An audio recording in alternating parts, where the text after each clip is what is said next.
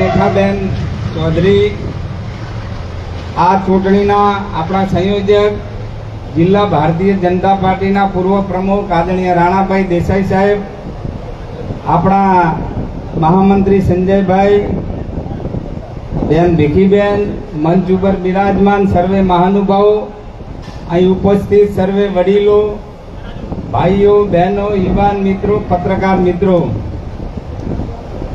આજે આ લોકસભાની ચૂંટણી માટે આપણા 14 દિયોદર વિધાનસભા મત વિસ્તારનું આ મધ્યસ્થ ચૂંટણી કાર્યાલયનું આજે આપણે અહીં ઉદ્ઘાટન કરી રહ્યા છીએ।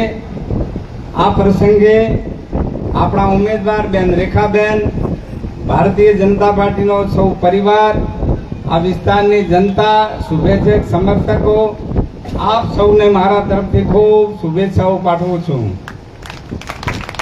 અને અહીં બધા જ વક્તાઓ જે વાત કરી છે એની એ વાત છે કે આગામી 7 તારીખે જે મતદાન છે એ મતદાન એ દેશનું ભાવિ ઘડવા માટેની આ મતદાન છે।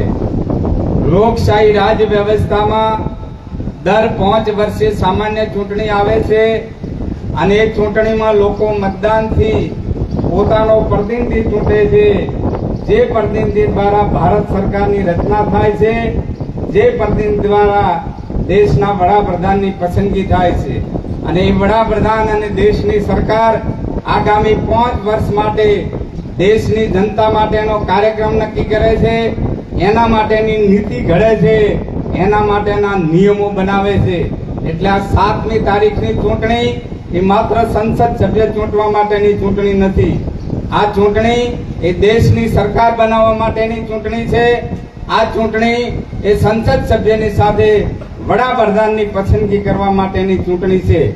ત્યારે છેલ્લા 10 વર્ષના કેન્દ્રમાં નરેન્દ્રભાઈ મોદી સાહેબના શાસનને જે કામ કર્યું છે એ કામ જો આપણે તમારામાંથી કોઈને પણ જો માઇક આપવામાં આવે તો તમે 1 કલાક જાતે બોલી શકો એટલું કામ દેશનો 140 કરોડ નાગરિક ભાઈ બહેન કોઈને પણ પૂછો તો મોદી સાહેબનું કામ એ નાગરિક પોતે વર્ણવી શકે એટલું અભૂતપૂર્વ કાર્ય એ આ 10 વર્ષના એમના શાસનમાં થયું છે। મિત્રો, આગામી 5 વર્ષ એ દેશ માટે, ગુજરાત માટે અને આપણા માટે વિકાસની રીતે ઐતિહાસિક રહેવાના છે।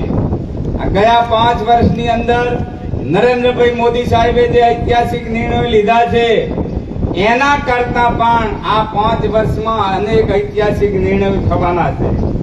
મોદી સાહેબે 2014માં જ્યારે દેશનું શાસન સંભાળ્યું એ વખતે આપણો દેશ આર્થિક ક્ષેત્રની અંદર દુનિયામાં 11મા નંબર ઉપર હતો, પણ મોદી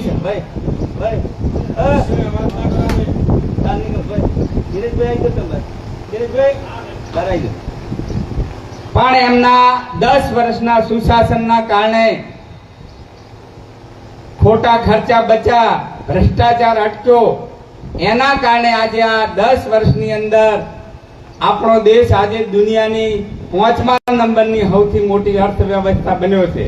અને એના કારણે તમે દેશના કોઈ પણ ખૂણા ઉપર જાઓ, કોઈ પણ ક્ષેત્રમાં જાઓ, ચાહે ધાર્મિક સ્થળ હોય, રેલવે સ્ટેશન હોય, રેલવે હોય, રોડ હોય, આરોગ્ય હોય, શિક્ષણ હોય, કોઈ પણ ક્ષેત્રમાં જાઓ તો હું આજે તમને દાવા સાથે કહી શકું છું કે દેશના કોઈ પણ રસ્તા ઉપર તમે જાઓ તો 5 કિલોમીટર નહીં જાઓ ને કોઈને કોઈ મોટો કામ આજે વિકાસનું ચાલુ છે।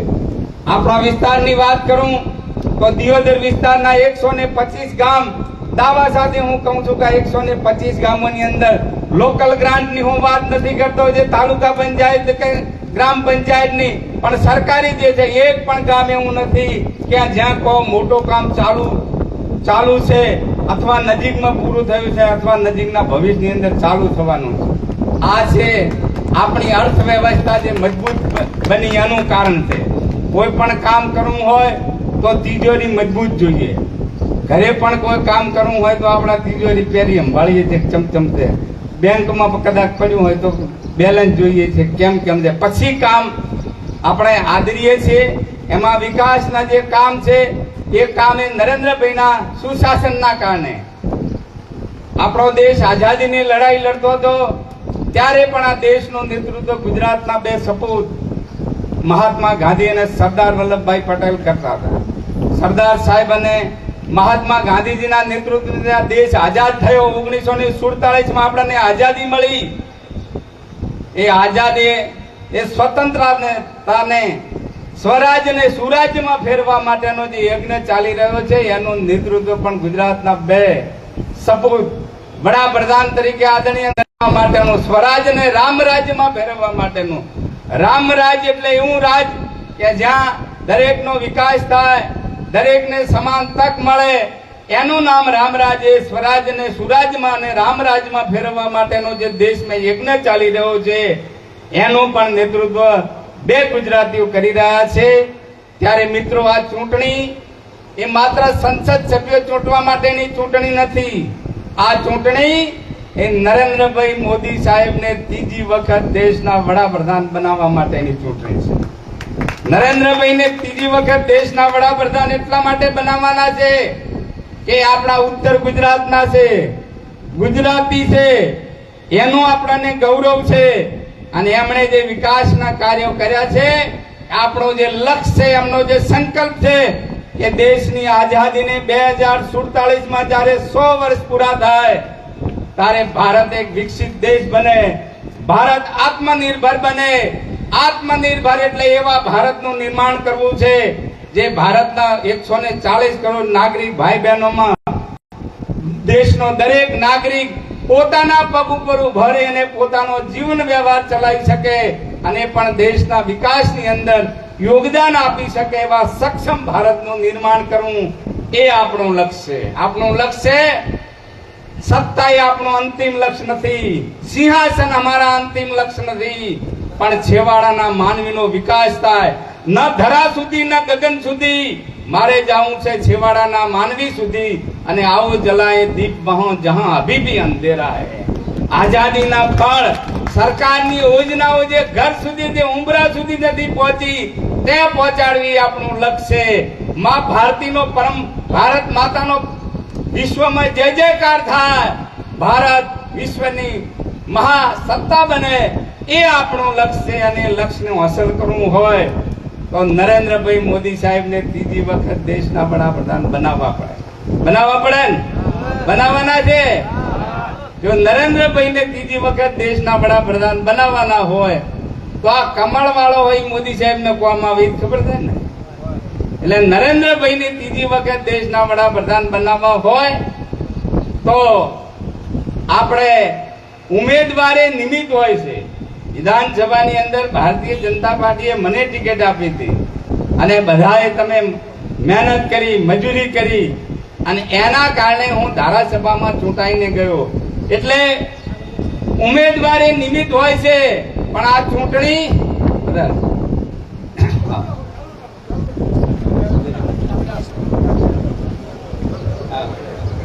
આપણા પ્રભારી જયંતિભાઈ કવાડિયા સાહેબ અને આપણા પૂર્વ એમએલએ ગોવાભાઈ દેસાઈ સાહેબ આપણી વચ્ચે ઉપસ્થિત થાય છે. આપણે તાળીઓથી એમનું સ્વાગત કરીએ.